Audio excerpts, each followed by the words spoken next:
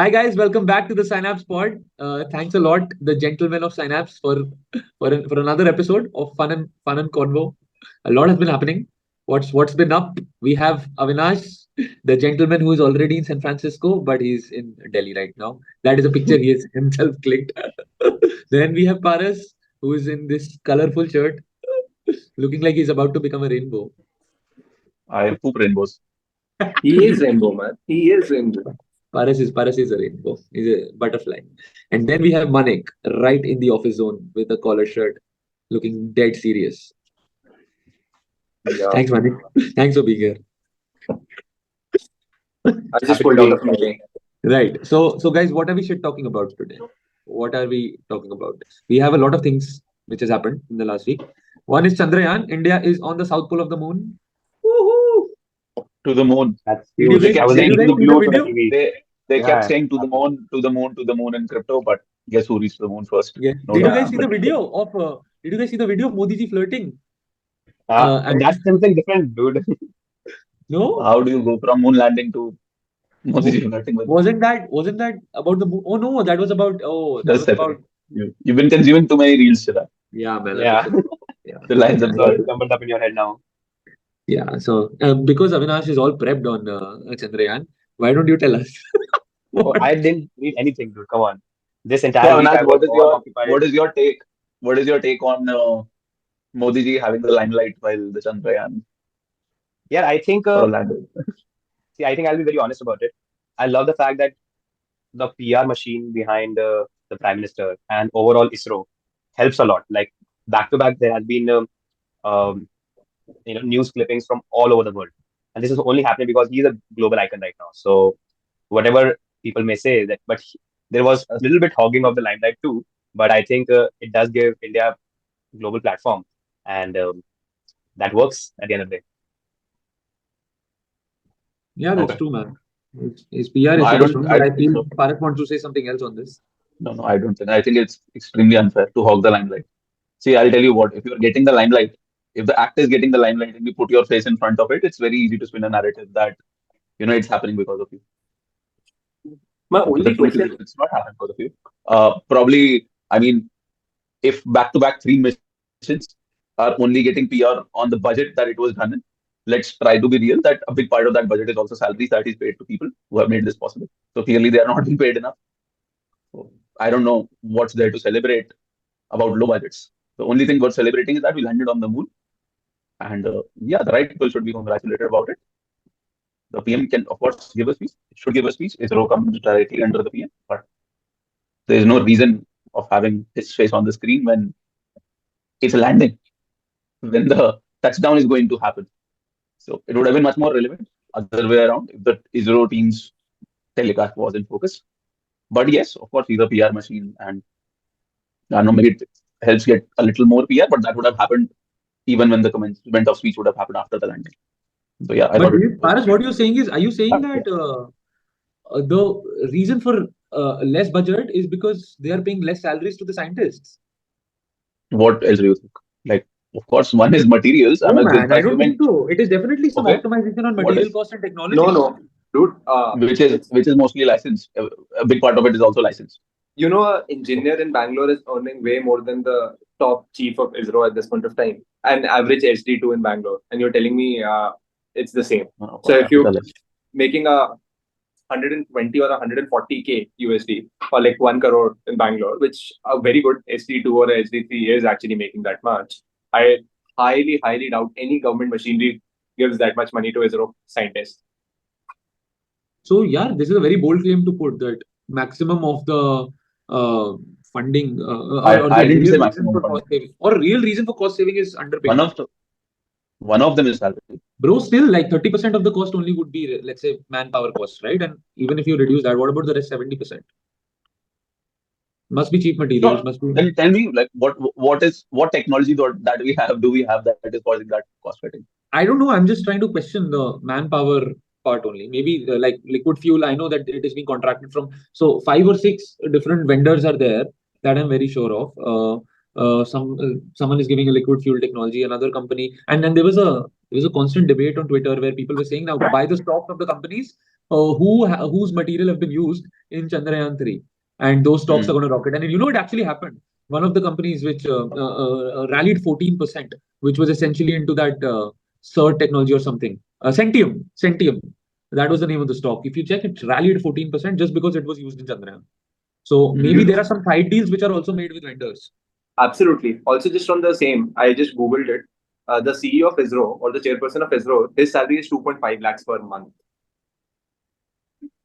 So he's the Hmm. On an highest. average, on an average, an ISRO scientist is being paid, from what I can read, 1/5 of what is the global. And let's be real, every ISRO scientist can be placed globally. So it's not like they have a talent which is commoditized.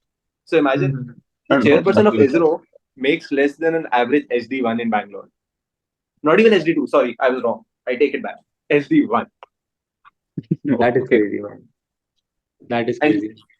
yeah, that's why the budgets are so low. Because when you don't, and that's the reason why I think we need to celebrate our scientists. I don't think so. We have celebrated enough scientists. I don't, other than the mission director, I have not even seen anyone else, take the limelight or just be heard or known. Who was the person who did it? And I would have loved to hear from mission director on that day. Yeah. Avinash, were you being politically safe by saying things which sounded No, politically no, safe? you had a valid point. Avinash, It's a you very also. valid point. No, it's a valid point. I think, again, where I felt a disagreement was the attribution part of it. Like, just because someone's face is there doesn't mean they are the reason for PR. I'm saying the other side is not even tested. What if his face was not there? How can you say for sure that the PR would not have been enough? Hmm. It's still ISRO landing on moon, India landing on moon, and not Modi, Avinash, you're the on mute. guy who landed Avinash, India you're on on moon. mute. See, I'm not against. For that matter, Mangalyaan happened before BJP came to power. So Yeah. ISRO was ISRO always. No, but in Hmm. terms of the budget spending over the last 10 years, it has doubled. So if you look at the growth charts, which we'll share in the pod too, the amount of budget for ISRO has soared very high in the last 10 years. So again, I'm not doing any political vendetta on this, but agreed, I would love to know more insider stories.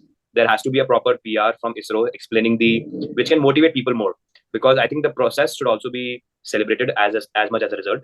I think the learning of Chandrayaan 2 must have helped a lot in Chandrayaan 3, but there is no learning per se which can actually motivate more friends. Like I have two friends from my batch who actually were a part of um, ISRO right now in this mission. So that makes me really, really, really proud. And there was a lot of, we all send him congratulation messages, and there was a lot of talk about it, that his work has been recognized worldwide.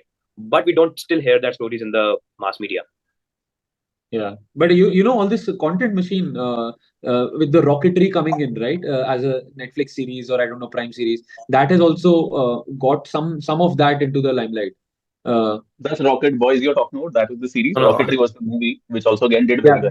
yeah, yeah. yeah, So yeah. Rocketry, yeah, it's the very movie. cool. Yeah, Yeah. Honestly, yeah. I mean, I think ISRO in itself has done great job over past decade, which is what has gotten them this recognition also.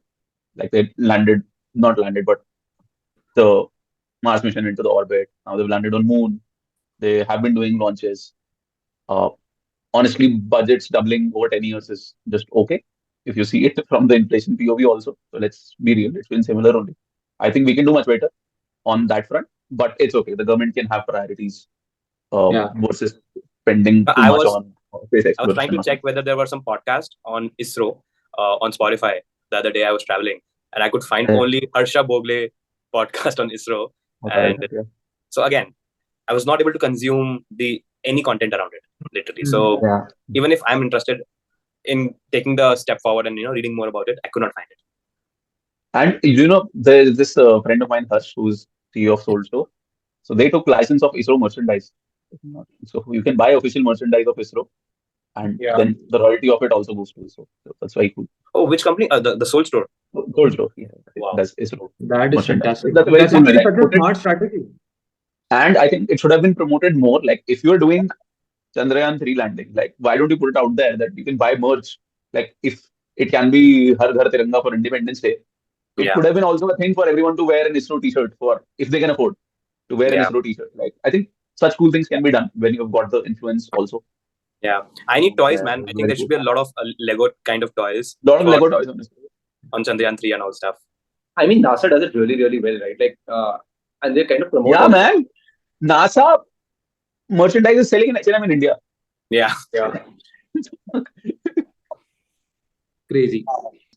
Yeah. So guys, why do you think we landed on the South Pole? Has anyone got any data on that? What's the theme with South Pole? I think it's the highest probability to get ice water there, and water can actually become a very important resource tomorrow as a fuel, as a way to for agriculture and also for organisms drinking. So I think identifying water can help a lot in having those bases in on Moon for research and all. So that's why I think. Got it. Paras, just go to the cost saving slide. Which Let's just see. Yeah, let's just see what's that about. Yep.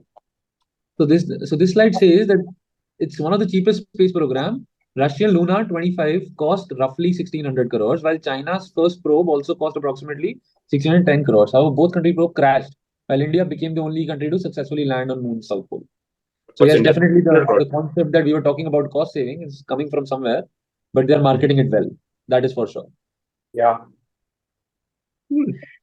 But good proud moment. Yeah. So the next thing that I wanted to discuss about was synthetic diamonds.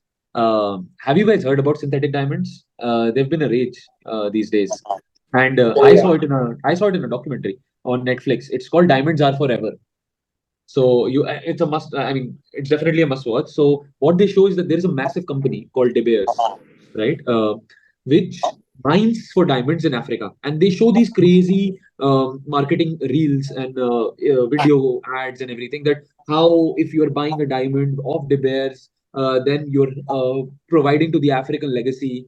And they show wild forest and everything, but they show that we are creating an economy, but just by digging a hole in the land. Just a hole in the land, this is fueling the whole economy of the region. That's their marketing trick, right? But the crazy part is that these are the fuckers who embedded the concept of love and a diamond. There are a million shining stones in the world, easily, which can be cut in any shape or form, and which will refract light like a motherfucker. But still, these guys embedded in the 1970s with their crazy marketing pump that a woman will judge a man's love by the size of a diamond ring. Yeah. And they took that stone and they put it in the ring, because earlier it was just as necklaces, rubies, gemstones, blah blah blah, right? So they just figured out one gemstone which was white in color and looked great. yeah. And so this started just like the Coca-Cola campaign, right? Which people say that Coca-Cola was made Open was because of happiness. Christmas, the colors, and Santa was a big push in the 1930s. That's what they did. On that basis, the whole diamond industry market has been established in the last 30 to 40 years. It is crazy, and the prices were continuously rocketing. So they are maintaining a fake scarcity effect. They control the supply, and De Beers buys up every single mine. If you are, let's say, if you find a diamond mine below your house, De Beers will come and buy it. So that is how they control the supply, and they artificially pump the prices. Now suddenly, what happened about 10 years ago? Synthetic diamonds, which are nothing but carbon compressed under massive machines in China, they started to come out. And the crazy part is that there is no recognizable difference on an atomic level between a synthetic diamond and a natural diamond. So imagine if you can create a diamond inside a laboratory, which is 1/10 the cost of your natural diamond. What would the consumer do? How would the consumers react?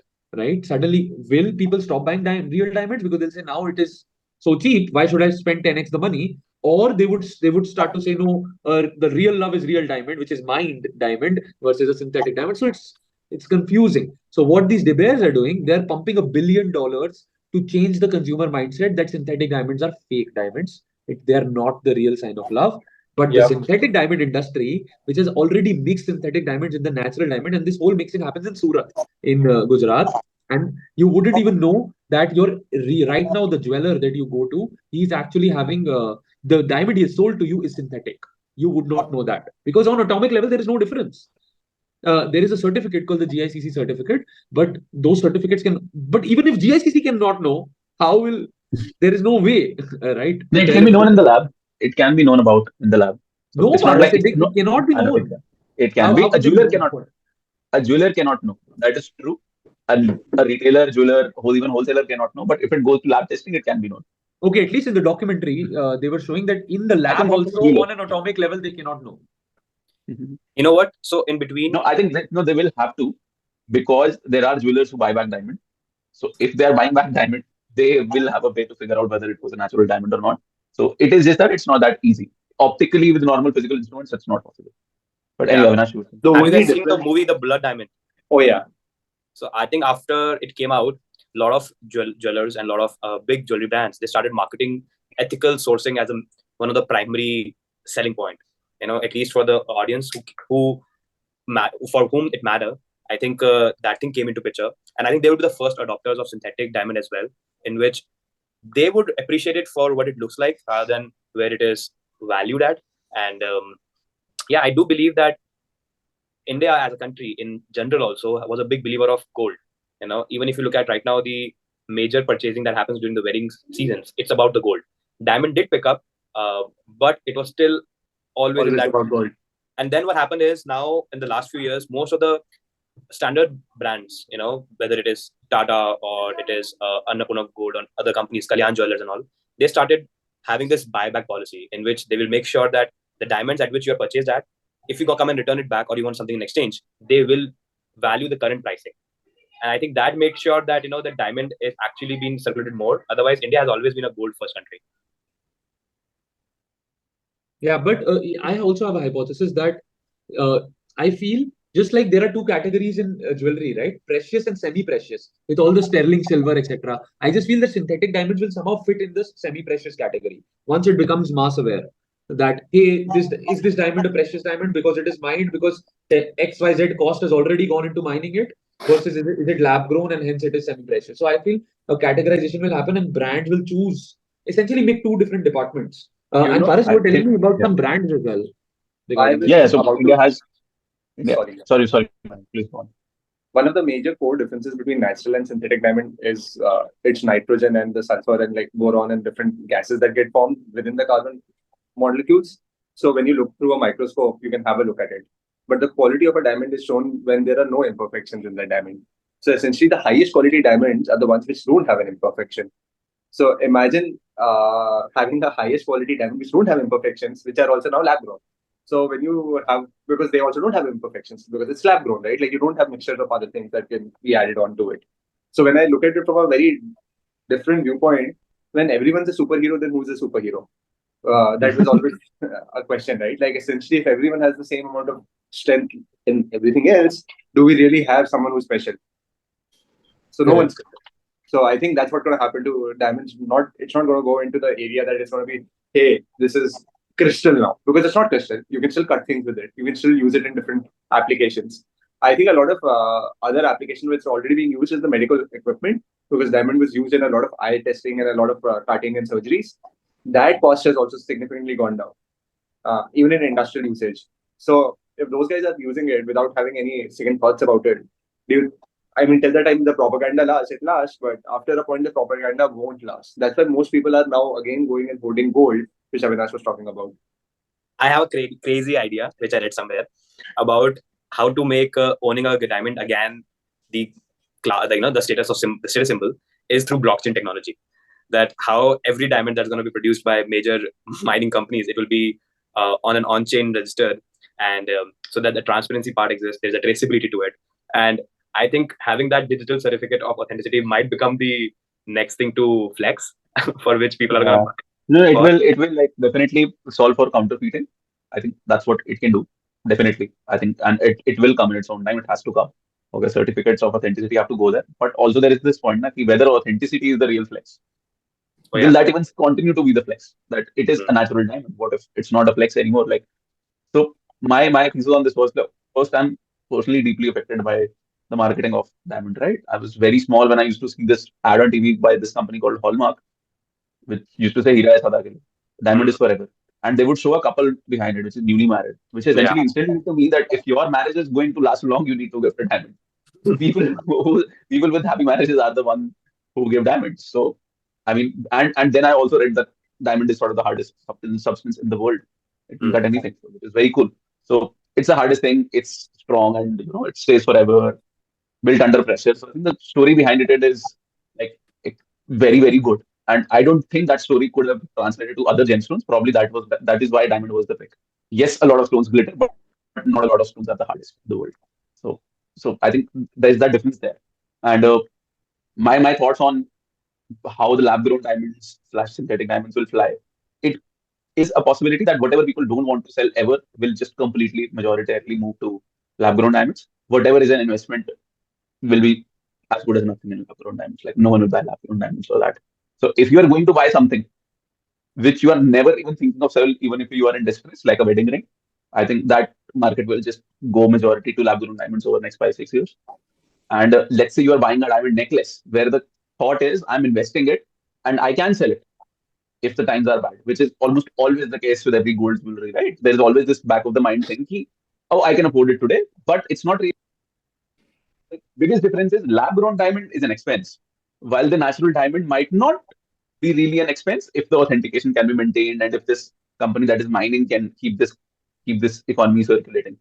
So let's see. Probably this is where the industry can go. Like Yeah, lab grown will see certain use cases. but you understand that wedding ring is the biggest majority share in the diamond industry. Is And it? if you're saying I don't know, but sure. Okay. yeah, it is true. The wedding ring is the biggest majority share. And if you're saying that market is going to go to synthetics, then essentially the whole diamond industry shall be looking at a very massive price shift or disruption. That's one. And the second is if you're saying that diamonds are for an investment purpose, but real diamonds are investment, but synthetic diamonds are expense, right? Mhm. Because synthetics can be produced as much as possible, so that's why it's an expense. Yeah. It's a race to the bottom. But real diamonds are investment. What do you think as the consumer psychology of spending money with respect to this gemstone? How is that going to look like? I'll tell you. I'll tell you my clear take on this. Diamond is not really a finite resource like gold is. So first of all, it should not be compared.